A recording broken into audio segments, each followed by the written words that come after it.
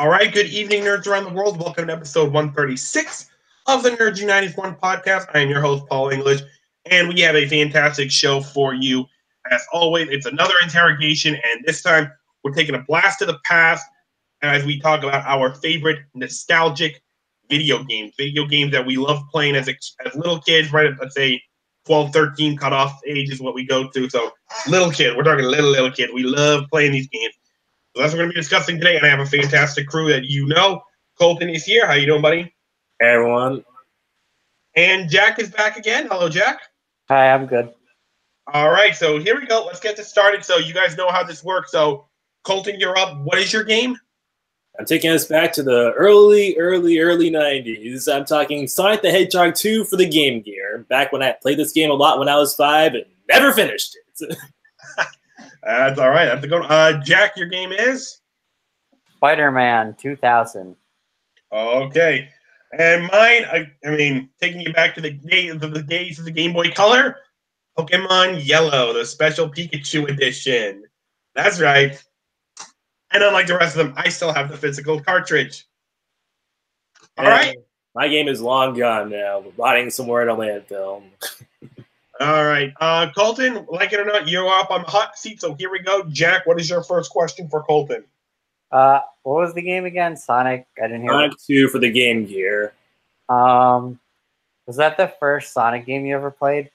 No, it was the second Sonic game I ever played. The first one was Sonic 1 for the Game Gear. I wound up playing Sonic 2 a lot more because we actually lost the Sonic 1 cartridge because it was in my dad's Game Gear. We couldn't remember where that was, so I had my own Game Gear, so I just played Sonic 2 all the time. And eventually, we rediscovered Sonic 1, and I was terrible at that game as I was as terrible at that game as I was at Sonic 2. Okay, all right. Colton, what was it about Sonic 2 that made you pick it as your favorite instead of like Sonic 1 or maybe Sonic and Knuckles? Well, because, like I said, it was the second Sonic game I ever played, and I played it way more than I played the original Sonic 1 for the Game Gear, and I actually didn't play Sonic and Knuckles until I think after the cutoff date, actually, because I didn't own a Genesis. I didn't own a console until later, till I was maybe 10 or something like that, or maybe. But yeah, the reason I picked this one over all the other games that I have and anything else that I could have up to our cutoff date of like 13 years old was because it just brings me back to the sort of simpler times of video games, I guess you could say, where there's a story to it, but it's mostly just about you and the game itself, where you just pop it in, hit power, and try your luck at trying to beat the story in a single afternoon if you possibly can. And like I said, I came close, but I never won. And also, for other nostalgic purposes, this was, I think, the first game I ever played where I was actually aware of what the story was. Like, I read the manual, understood what was going on, and wanted to beat the game even more because of it, and was, of course, more disappointed that I couldn't win. And so it took to the point where I had to resort to YouTube just to find out how the game ended. And I'm like, yep, if I ever made it to the final stage back when I was 5, I never would have won. That final level was too hard. All right. Jack, have another question? I am not a big Sonic fan, so this is probably something most people already know. But was Shadow in that game or no? Yeah, Shadow Shadow did not exist until Sonic Adventure 2. And Sonic Adventure 2 did not come out until 2001. So you have another question you can ask? Because I was kind of no. Did that answer the question, Jack? Yeah, you can ask one. No, did that answer your question? Oh, yeah, that answered my question. Okay. Favorite level, soundtrack, music score, and why? My favorite. Wait, all three or just my favorite? Music. What was your favorite level soundtrack? My favorite level soundtrack was the first zone, which did not take place in a green hill. It took place in an underground. It was underground. Actually, there was a Green Hill zone, but that was like level 5 or something like that for some reason. Probably because they wanted to give players a breather because of how freaking hard the game was. But yeah, Underground Zone Act 1 is my favorite. It's the level of music that I always think of whenever I play the game. It's pretty fast and it's a fast pace. It's pretty intense, and it's also, like all Sonic games, catchy as all hell. And I would listen to that. I would honestly have no problem if that was just the only level soundtrack for the entire game. Granted, the other levels had great music too, but this one, it's what I think of. It's what I think of immediately whenever I think of Sonic 2 for the Game Gear. All right, Colton. Okay, where's their echo? What? Who? Someone has an echo. Is it me? Might be. I don't know. But we'll see if it goes away. All right, Colton, you are off the seat. Well done. Okay, Jack, you are on now. So, Colton, you're up. What is your first question? All right, my question is, what's the most nostalgic thing about this game for you? Because it was in the 2000s, early 2000s, one of my first kind of video games, and I played it a lot with my cousin growing up. Cool. My first question would be, what is it about that game in particular, instead of maybe like the first Sam Raimi Spider-Man video game or something, that makes it your top of pick? Because this was like my first Spider-Man game I've ever played ever. So it has a special place in my heart. I grew up with it. It had a bunch of different Spider-Man characters, lots of different villains. The story was really good. Okay. Colton, did you have another question? Yeah. What's the first thing whenever people mention this game to you? What's the first level that you think of? What's the level you associate most with this game? That would be the level that me and my cousin had the hardest time with, which is the final level, Escape from Monster Rock, because that is very, very hard. I have no arguments there. Okay. I actually didn't have another question, so we're all set. Jack, you're good. So I guess I'm on the seat now. So, Colton, here we go. What's your first question for me?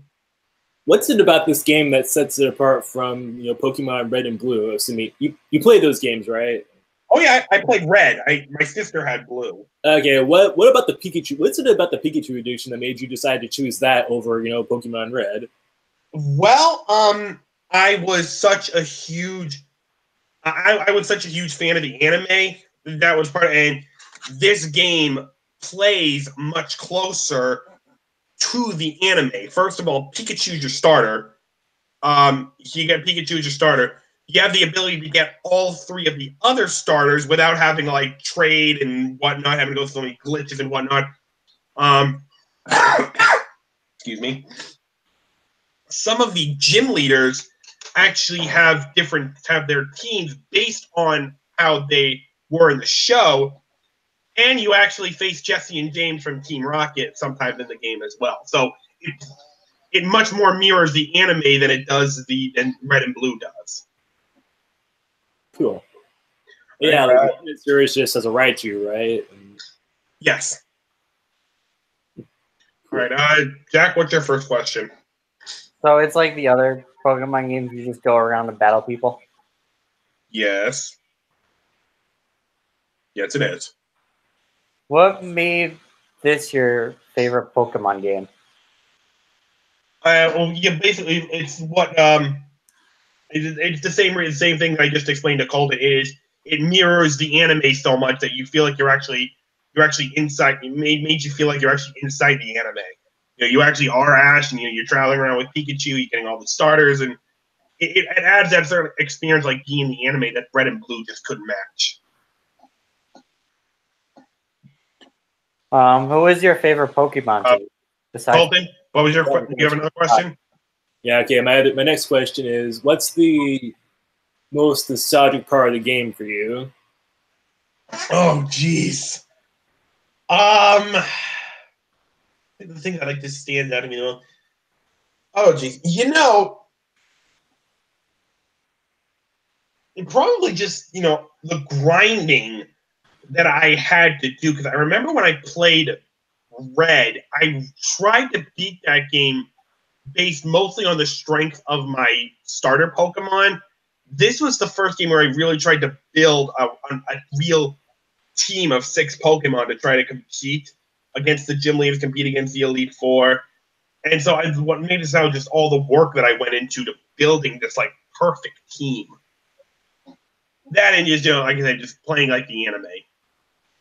I know how you feel regarding the whole making your starters the strongest Pokemon. I pretty much did that every Pokemon game I played. It was pretty much they're the only ones that ever had that actually evolved and what have you. I was lazy like that, and yet somehow I still won the game.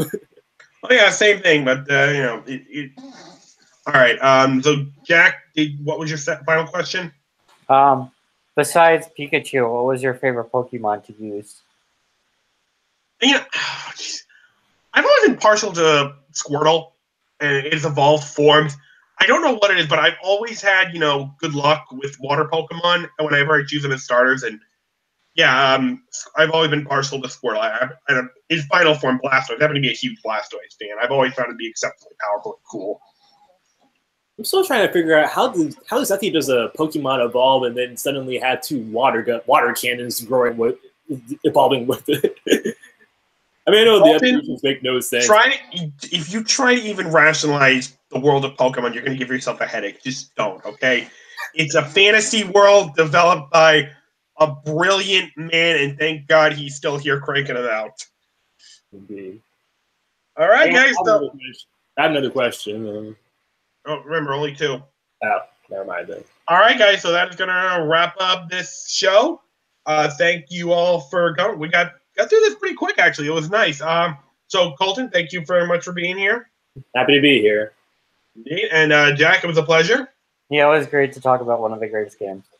All right. So we will see you all next week for the main show. Hopefully there will be no important deaths that we have to interrupt your lives for until next Saturday. So, fingers crossed. We'll see you next week, guys. Have a great day. Bye-bye.